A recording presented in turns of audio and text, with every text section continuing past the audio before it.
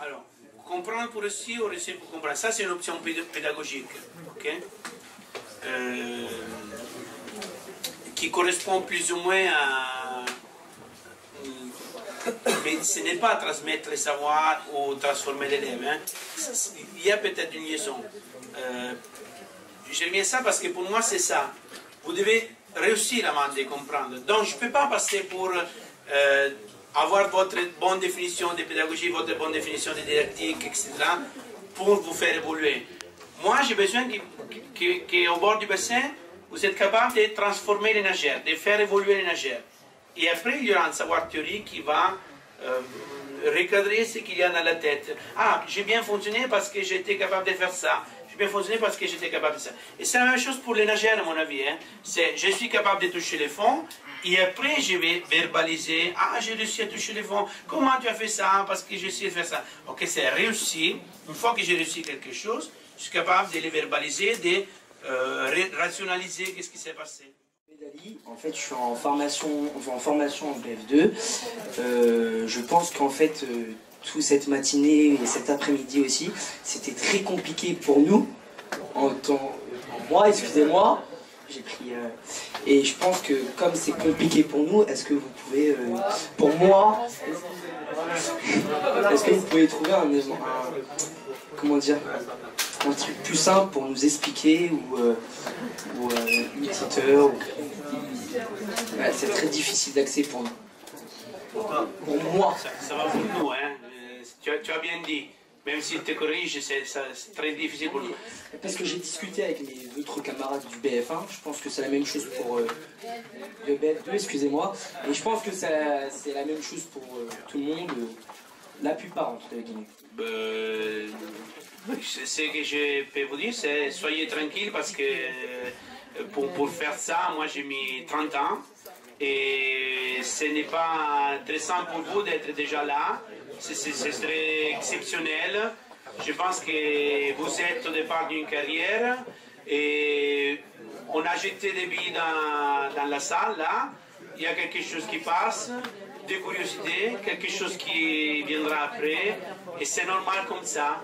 Alors, si vous avez saisi un peu ce que j'ai dit cet après-midi, pour moi, c'est vraiment réussir avant de comprendre. Le problème pour vous, c'est d'aller au bord du bassin et résoudre les problèmes des enfants. Là, c'est vraiment ce qui est important. Après, il y aura la compréhension, oui, non, peut-être, il y aura quelqu'un qui arrivera à être le prochain gourou de la natation. Et il y aura du monde qui sera un bon maître nageur au bord du bassin et ça va quand même. Okay? Donc, il ne faut pas se prendre la tête pour tout comprendre parce que ce n'est pas comme ça qu'on marche dans la vie d'habitude. Hein. Je ne comprends rien de tellement de choses. Je suis capable de conduire une voiture, je ne sais pas comment ça marche. Je suis capable de cuisiner un peu hein, pour survivre, je ne sais pas comment ça marche et ça va. Alors, le fait que vous êtes ici, il y a quelque chose qui passe, c'est bon. S'il y a des curiosités, vous allez chercher. Et ce que je vous dis, c'est faites confiance à des maîtres. Je ne pense pas qu'un enfant vienne dans l'eau pour apprendre à nager tout seul. Oui, c'est vrai que c'est possible, mais je pense que c'est... Alors, au départ, on m'avait dit, il y a quelqu'un d'important qui a dit qu'on apprend malgré les maîtres. Okay? Mais, j'ajoute qu'on apprend malgré les maîtres, mais c'est mieux d'apprendre avec un bon maître. Donc, je vous suggère de choisir un maître. Et un maître peut être quelqu'un qui travaille avec vous, un directeur de bassin, un collègue plus expert. Et une fois que ce maître vous a permis d'améliorer, si vous l'avez dépassé, vous allez choisir un autre maître. Et il y aura un jour que vous direz, non, maintenant je suis le maître. Mais ça, je n'ai jamais obtenu ça. Et je suis encore à la recherche d'un maître. Cette situation-là, les profs à une pédagogie de la grande profondeur. Explique la question, s'il te plaît. C'est-à-dire, ils se retrouvent dans une situation où ils sont engagés dans un univers qu'ils ne connaissent pas, qu'ils ne comprennent pas. Puis, je tiens à les rassurer, moi non plus, je ne comprends pas tout. Hein. Donc tout va bien.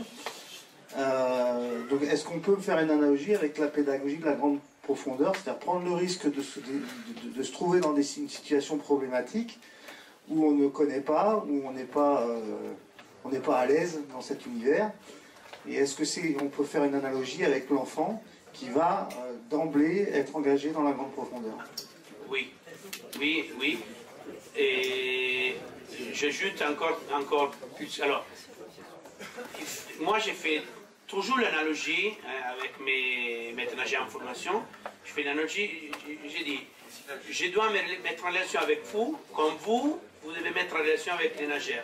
Alors, un nageur qui commence à faire un cours de piscine, on ne lui propose pas de faire un 400 papes, qui n'hésite pas, j'ajoute 200 papes. Ok. Alors, au départ, on va voir s'il est capable d'entrer dans l'eau. Okay. Et c'est pareil pour vous. On ne peut pas demander à un maître nageur qui commence son métier à être performant comme quelqu'un qui a fait un métier pour toi. Il y a des passages obligés dans la formation. C'est quoi les problèmes qui vous gênent, hein? Moi, je ne suis pas gêné par ça, mais qui vous gênent. Ben, c'est qu'on est un peu formaté dans notre société à comprendre avant de réussir. Je vais connaître les métiers avant de les faire. C'est pas possible. Les métiers s'apprennent sur le terrain. Donc, peu importe si vous ne comprenez pas, peu importe. Alors, j'ajoute quelque chose qui... Moi, il n'y a plus l'intervenant ce matin, mais peu importe. Mais peu importe. Je vais dire quelque chose qui concerne l'école. Alors, moi, j'ai enseigné à l'école, à l'université, etc. Et il y a quelque chose que je dis toujours à mes élèves, j'ai abandonné, mais quand même, je disais à mes élèves, qui étaient toujours en choc. Ils refusaient ça. Et je disais, bah alors, vous devez lire un livre, hein, vous devez préparer un examen. Arrêtez d'essayer de comprendre. J'avais des élèves qui étaient coincés, je ne comprends pas ça. Je dis, mais arrête. On ne peut pas comprendre quelque chose avant d'être arrivé au bout. Vous devez lire les livres, hein. Vous devez... C'est pas un problème si vous ne comprenez pas. Vous arrivez au fond du livre, et quand vous avez recommencé, vous verrez que la prochaine lecture, ça c'était ça, ok? Il faut aller au-delà de la compréhension. Cette idée de la compréhension vous empêche de progresser. C'est idéologique, c'est idéologique. Il ne faut pas comprendre. Comprendre, c'est la chose qui vous empêche de progresser. Il faut continuer sans comprendre. Et il y aura quelque chose qui viendra. On a dit ce matin, j'essaye de toucher les fonds, je n'ai pas réussi, je l'ai refait différemment. Certainement, j'arrive à le faire. Et dans la lecture, même dans la lecture d'un bouquet, dans la compréhension de quelque chose qu'on vous dit, c'est pas possible de tout comprendre. C'est pas possible. Il faut l'écouter, réécouter, le relire. Je reviens. Peut-être l'année prochaine, au bord du bassin, il m'avait dit ça, c'était ça qu'il voulait dire. Maintenant je comprends. Parce que peut-être vous avez vécu une expérience qui vous a fait partie une liaison, un circuit neuronal, etc. Oui. C'est très important ça. Alors, moi je n'aime pas dire que j'ai fait une pédagogie de l'action. Moi je préfère pédagogie de la réussite. Moi je n'aime pas mettre mes élèves en échec. Je n'aime pas ça. Alors, quand je suis au bord du bassin, je vois un maître nageur qui propose quelque chose et je vois l'échec des enfants. Je dis, mais qu'est-ce que tu fais? J'ai dit 85 et je dois terminer. Non, mais non, ils sont dans l'échec, tu les arrêtes. On ne propose pas des échecs. Alors, si vous ne comprenez pas, c'est pas agréable ça. Donc, on s'en fiche. Faites autre chose. C'est l'effet de faire, d'aller au-delà, de chercher autre chose. Donc, c'est pour ça que vous devez avoir des maîtres. Parce que chaque fois que vous êtes coincé, c'est une obligation du maître de vous proposer autre chose pour progresser. C'est pour ça que dans l'apprentissage, il faut avoir des maîtres. C'est pour ça qu'il y a, si vous voulez, dans les mécanismes de formation, il y a les apprentis, il faut aller dans un bassin, il faut aller avoir quelqu'un qui fait un tutorat. C'est parce que c'est la pratique qui vous fait progresser. Ce n'est jamais en lisant des choses, ce n'est jamais la parole qui vous transforme. Je suis très sûr de ça. Alors, moi, j'utilise la parole pour faire des choses, pour vous motiver. Ça, je pense qu'aujourd'hui, c'est... Alors, il y a 2 ou 3 lectures. Alors, aujourd'hui, pour quelqu'un, c'est vous motiver. Moi, j'ai balancé des choses que vous n'avez rien compris, mais ça, c'est pour vous motiver, pour vous engager, pour faire... c'est intéressant, ça. Moi j'ai fait des présentations, des formations. C'est quelque chose de particulier, j'appelle la magie de la formation. Moi, je pense qu'un formateur, c'est un magicien. Ok? Moi, je dois faire de la magie avec mes nageurs, avec mes élèves. Je dois capturer l'attention pour se mettre dans une situation de plaisir de faire des choses. Ça, c'est la fonction de la parole, des mots. Ok? L'apprentissage, c'est quelque chose qui se fait à travers l'action.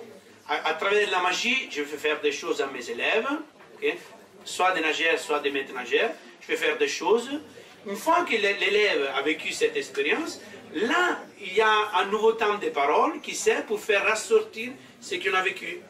Alors, qu'est-ce que tu as vécu, comment, pour formaliser. Alors, le maître, là, va aider à formaliser, va aider à comprendre. Donc, pour quelqu'un qui est dans la salle aujourd'hui, qui a déjà beaucoup d'expérience, tout ce qu'on a balancé là, ça va clarifier, aider à théoriser. Pour des autres qui n'ont pas ce niveau d'expérience, tout ce qu'on a dit, c'est quelque chose qui sert pour faire voir qu'il y a quelque chose de magique derrière, qu'on n'est pas là.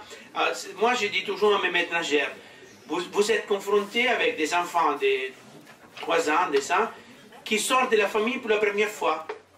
Les premières rencontres d'un élève hors de la famille, c'est la piscine. Parce qu'au football, on commence à, je sais pas, 6 ans, 7 ans, au ski, etc. C'est la natation. Vous imaginez l'importance d'un maître nageur? C'est vraiment une personne qui est importante. Donc, ce que je vais vous dire, c'est que le métier que vous êtes en train de faire, c'est un métier très important. Donc, puisque c'est un métier très important, il faut savoir que derrière, il y a une réflexion importante. Et après, vous pouvez profiter de ça, ou être simplement au bord du bassin, faire fonctionner les élèves, et être sympa, et c'est pas votre problème. Mais ça, c'est là. Alors, je dis, si je fais ces métiers-là, sans intérêt, sans émotion, sans savoir l'importance qu'il y a derrière, je suis dans les couloirs de la mort. C'est-à-dire que j'attends l'année de ma retraite, et après, c'est fini. Par contre, si chaque fois que je vais au bord du bassin, je vais transformer un élève, je vais obtenir qu'il soit capable de faire autre chose, c'est toujours une découverte, c'est une magie. Et ça peut faire jusqu'à 95 ans, et vous savez de qui je parle. J'ai la lourde tâche normalement de faire une synthèse des débats de cette journée. Je ne vais pas trop m'y risquer. Peut-être juste revenir, vous avez été destinataire de quelques vidéos, dont une qui évoque un peu vraiment tout ce qu'on vient de dire là maintenant. C'est le discours de Mérieux, qui dit qu'apprendre, c'est quelque chose de compliqué, quoi. Hein, et je ne sais pas si vous avez eu le temps de la regarder, mais il dit qu'apprendre, c'est faire quelque chose qu'on ne sait pas faire pour apprendre à le faire. Est-ce que tu veux qu'on le montre? Tu l'as, là? Oui. Éventuellement, s'ils ne l'ont pas regardé, ouais. Et vous êtes vraiment dans ce cas, donc comme l'enfant ose un moment se lâcher pour marcher ou pour nager, osez vous lancer aussi dans ce que représente l'acte d'enseignement. C'est pas facile, mais c'est en faisant que vous allez construire aussi votre capacité à faire émerger ici votre pertinence. Donc la pertinence de ce que vous allez pouvoir proposer aux enfants dans le cadre de ces apprentissages.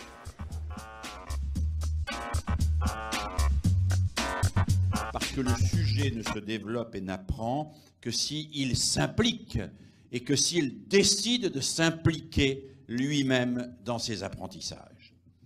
Apprendre est quelque chose de compliqué. C'est quelque chose de compliqué parce qu'apprendre, c'est faire quelque chose qu'on ne sait pas faire pour pouvoir le faire. Alors vous m'avez suivi, c'est un peu curieux comme formule. Faire quelque chose qu'on ne sait pas faire pour pouvoir le faire et le faire sans savoir le faire.